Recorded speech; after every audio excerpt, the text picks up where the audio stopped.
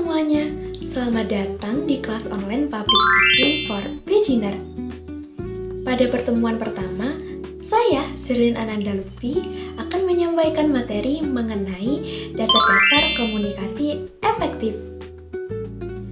Untuk mengetahui dasar-dasar komunikasi efektif, yuk simak penjelasan selanjutnya.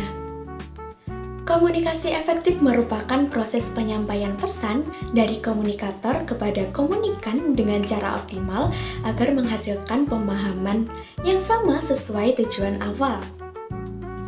Terdapat beberapa komponen komunikasi yang perlu kita ketahui. Yang pertama yaitu komunikator atau pengirim pesan.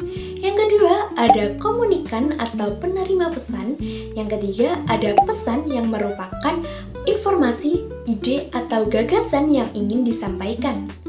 Kemudian yang keempat ada saluran komunikasi, merupakan media yang digunakan untuk menyampaikan pesan, baik itu secara verbal, nonverbal, digital, maupun tulisan. Kemudian yang kelima ada umpan balik, yaitu respon penerima terhadap pesan yang disampaikan. Kemudian yang keenam adalah konteks yang merupakan situasi atau lingkungan yang memengaruhi jalannya komunikasi. Kira-kira apa saja sih manfaat dari komunikasi efektif? Saya akan menyampaikan beberapa manfaat dari komunikasi efektif, yaitu yang pertama, meminimalisir kesalahpahaman dengan penggunaan bahasa yang jelas dan lugas. Kemudian yang kedua, meningkatkan produktivitas baik di lingkungan kerja maupun akademik. Kemudian yang ketiga, membangun relasi yang baik dengan interaksi yang terbuka dan responsif. Dan yang keempat, yaitu meningkatkan keterlibatan audiens dalam komunikasi massa maupun komunikasi digital. Ada beberapa contoh penerapan dari komunikasi efektif. Yang pertama yaitu komunikasi organisasi. Misalnya, seorang manajemen perusahaan memberikan strategi bisnis kepada seluruh tim secara sistematis agar mereka bisa memahami arahan dari manajemen perusahaan secara jelas. Kemudian yang kedua ada komunikasi antar pribadi. Misalnya seorang guru yang memberikan pemahaman kepada siswa dengan bahasa yang komunikatif, persuasif, dan juga penuh empati. Kemudian yang ketiga ada komunikasi digital. Misalnya saat webinar online itu ada sesi tanya jawab. Nah, sesi tanya jawab tersebut bisa meningkatkan keterlibatan langsung para peserta webinar. Kemudian yang keempat ada komunikasi massa. Nah, di sini misalnya pada kampanye sosial itu menggunakan berbagai platform media untuk menyampaikan pesan kepada masyarakat luas. Nyatanya, komunikasi efektif tidak selalu berjalan dengan mudah.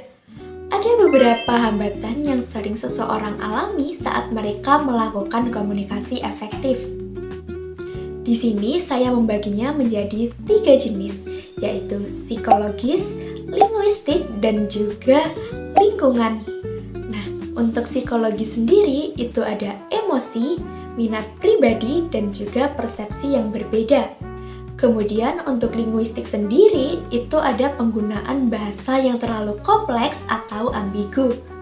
Kemudian untuk lingkungan sendiri ada distraksi, informasi yang berlebihan, dan juga kurangnya perhatian. Agar komunikasi itu efektif, ada beberapa prinsip yang perlu kita perhatikan. Yang pertama ada respect, yaitu bentuk penghormatan diri dan juga penghargaan positif kepada lawan bicara.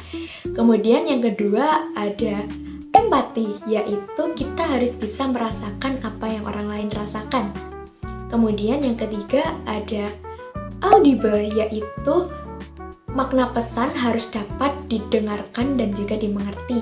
Jadi, kita sebagai komunikator itu harus bisa menyampaikannya dengan intonasi dan juga vokal yang jelas, disertai dengan bahasa tubuh yang tepat. Kemudian yang keempat ada clarity, yaitu kejelasan isi pesan yang kita sampaikan. Dan yang terakhir ada humble, yaitu kita kita harus bisa menghormati lawan bicara kita agar lawan bicara kita juga bisa menghargai kita. Nah, di sini kita akan membahas teknik atau bagaimana sih caranya agar komunikasi kita itu efektif. Yang pertama, gunakan bahasa yang jelas dan tidak ambigu. Kemudian yang kedua, sesuaikan gaya komunikasi dengan audiens. Kemudian yang ketiga, perhatikan komunikasi nonverbal. Jadi bahasa tubuhnya itu harus tepat untuk mendukung pesan verbalnya sendiri. Kemudian yang keempat, berikan kesempatan umpan balik agar kita bisa memahami seberapa besar pemahaman dari audiens atau lawan bicara kita. Kemudian yang kelima yaitu menggunakan media komunikasi yang tepat. Bisa berupa gambar, PPT, video, atau media komunikasi yang lain.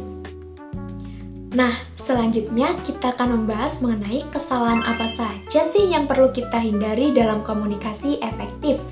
Yang pertama, penggunaan bahasa yang terlalu kompleks dan juga terbelit-belit. Kemudian yang kedua, kurangnya keterbukaan terhadap feedback. Kemudian yang ketiga, sikap tidak mendengarkan aktif yang membuat pesan utama itu jadi terabaikan. Kemudian yang keempat, kurangnya kesesuaian antara komunikasi verbal dan juga nonverbal. Kemudian yang kelima yaitu distraksi komunikasi. Misalnya distraksi handphone. Saat kita bicara dengan orang lain, seharusnya kita menyimpan dulu handphone kita. Hal itu merupakan bentuk kita untuk menghargai orang lain sebagai lawan bicara kita. Nah, itu tadi merupakan pemaparan materi mengenai dasar-dasar komunikasi efektif. Semoga materi yang dijelaskan pada pertemuan pertama ini dapat diterima dan dimengerti dengan baik ya. Saya Zerlin Ananda Lutfi pamit undur diri.